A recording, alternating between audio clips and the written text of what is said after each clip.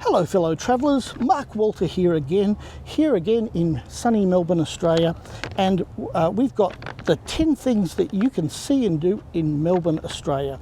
Isn't that terrific? Melbourne, of course, is the cultural centre of Australia. It's very multicultural. It is arguably the Paris of the Southern Hemisphere, and it's well worth a visit. So let's get started. Number one, the first thing you're going to love to see and do in Melbourne is to see Melbourne's beautiful architecture and historic buildings.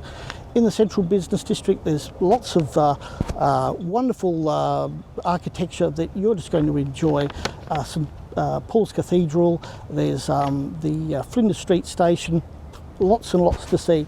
Very, if you're an architecture buff, you're going to have an absolute ball here. The second thing is the beautiful Yarra River, which flows through Melbourne.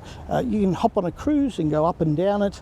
It's like a giant canal. It's terrific. So that's the second thing that you can do here in Melbourne, Australia. The third thing you should check out is the National Gallery of Victoria and the Ian Potter Centre, and they're both run by the same organisation.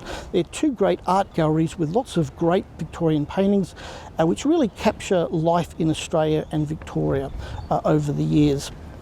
The fourth thing you're going to want to see and do in Melbourne is to visit its restaurants and cafes, because the food is to die for. It's cheap, it's made by little mother and father family restaurants, not chain restaurants like you get in the US. The food is terrific and it's cheap too.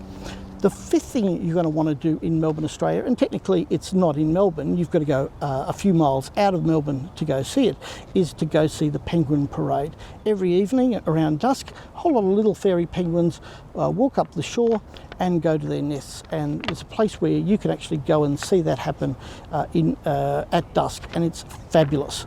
So that's the fifth thing that you should go see. The sixth thing you should go see in Melbourne is the Melbourne Museum, which has got lots and lots of great exhibits, historical and lots of relics of the Aboriginal population. It will give you a great historical perspective of Australia and particularly Victoria through the years. The seventh thing you should check out whilst you're in Melbourne is the Royal Exhibition Buildings and Carlton Gardens. This was completed in 1880 for Melbourne's first international exhibition, and it's World Heritage listed. It's a fabulous building. It's got beautiful galleries and architecture, and it was also the site of Australia's first Parliament.